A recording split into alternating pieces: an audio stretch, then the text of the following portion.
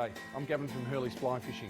We specialise in guided tours throughout Victoria, but we also take groups to Alaska, Chile, bone fishing Christmas Island, and our most popular one, New Zealand. So if that's where you want to go, come in and see us at our stores in Bentley and Lumsden. Now the gear we use for Tasmania needs to be generally pretty beefy. You can get some pretty horrendous weather at times, and you just got to have the gear that's going to be able to tackle it. So what I've got here, I've got it's a Thomas & Thomas, an NS6, and that's a brilliant rod, very powerful, fast action. So if we need to cast big distances, or perhaps into the wind, or you've got some pretty big fish, like a 6 weight like that is something that's going to do the job ideally.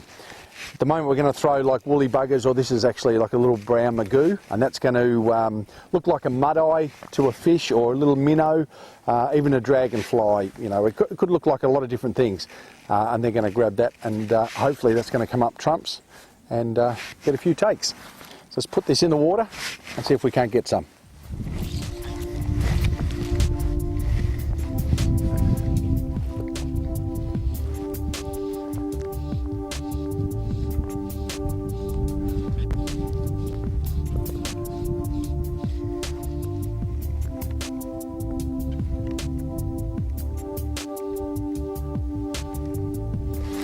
Yeah, oh good, there you go. We'd been walking along this high bank, and one had jumped up, and we think to probably get, we couldn't tell, her a little bit away, but could be one of the blue damsels that we've been seeing flying around here. It just gives away that there's a fish there, and it's worth putting a bit of effort into around that area, and we just fanned it a little bit around here. And sure enough, there he was. You saw him come up, and the water here is just so clear. You can just see him. Still with that woolly bugger, but it's something moving, it's food, it's getting away. And you could just see him come up and grab it, and sight fishing, you just can't beat it.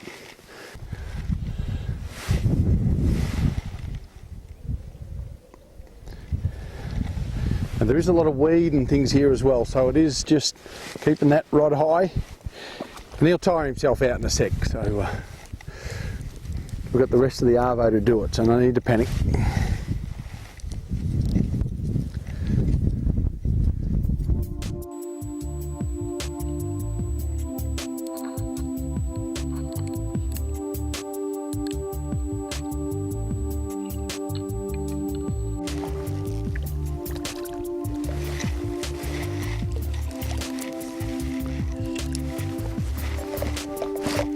And he's a little bit tired now, so that's when he'll just have his last few lunges.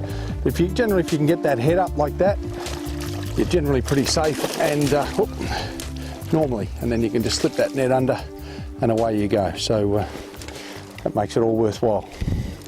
And you can just see that lovely crimson stripe, and on the tail you can probably see there in the sun, just those spots just make it give it away that it's a rainbow there. Now, if you can keep them in the water all the time, it's always a little bit better. So if you've got plenty of photos and stuff, you don't always have to grab them out. That's what's been doing the trick. We've got a black woolly bugger with that gold bead. Just gives that little bit of sparkle, and just with all that little green fleck there, it just looks like something, and it's getting away. I've just got to try it. It's a lovely fish.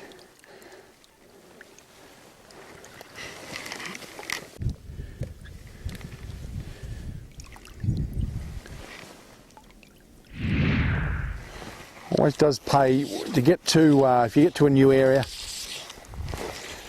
you don't just throw one cast there, one there, and then move on. You've really got to work that water. So you start off here and virtually pan it all the way along. So to fish this little area here might take 6 to 10 casts, and then you know that you've covered quite a bit of that area. So spend a bit of time, cover the water, and put that fly in front of a few fish. We've just come around to a little bend, just a little bit almost out of the wind here, and again, I mean, there's weed beds all through this, so it's going to have a lot of food for the fish. We've just seen literally 4 fish feeding in a matter of a minute. One just here, one further out, and then one up here as well. So there's definitely going to be some good fish activity here. Let's see if we can't put this fly in front of one of them.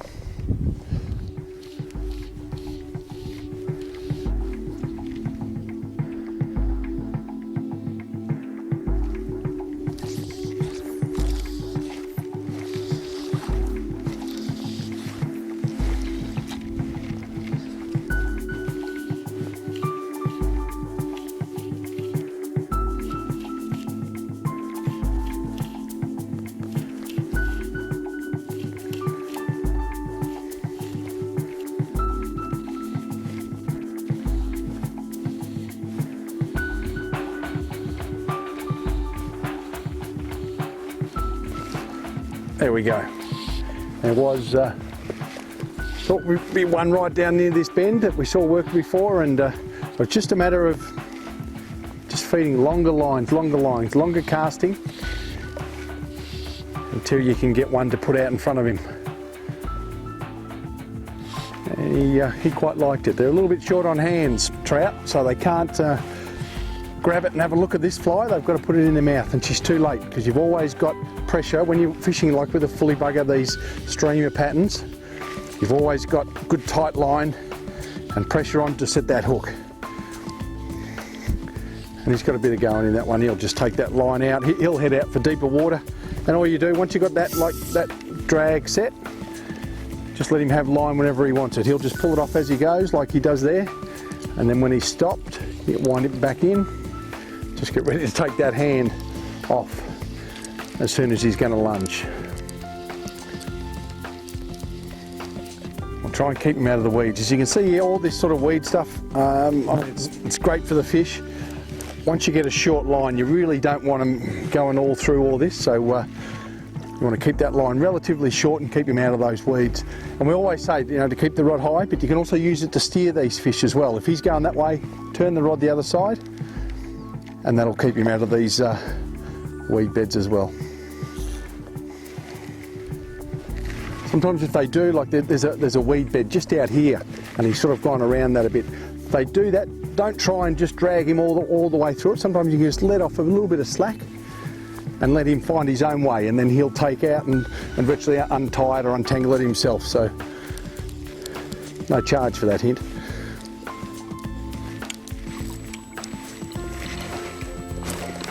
Perfect, just on his side there now. Get that net under him, perfect. Great fun, great fun. And when you know it's going to happen, because you know there's a fish there, you've looked around the area, you know that something's around there, you're almost half expecting that take every time too, and that makes it, that just adds to the excitement of it all. And I guess in a lot of ways that's why you go fly fishing, you know. So yeah, you work hard and you get results. It's great. Just give you a look at him if I can get him out there. Oh, he's a lovely rainbow again. That they just love this. So I guess it's a sparkle or a crystal bugger, you know, in that black, little bit of colour through it. I'll get that out, and away you go. But a fantastic fish. I mean, that's easy, yeah, 3.5 pound, you know. So that's a great fish in anywhere, in Tassie especially. That's brilliant, great fun. 40 minutes from Launceston. It's good to go already. Plenty to go. Let them swim off, and you'll be right. So Currawong Lakes, what a fantastic place. And while we're playing this one, there's another one rising just over the back there. You're always looking for that next fish. See if we can find him.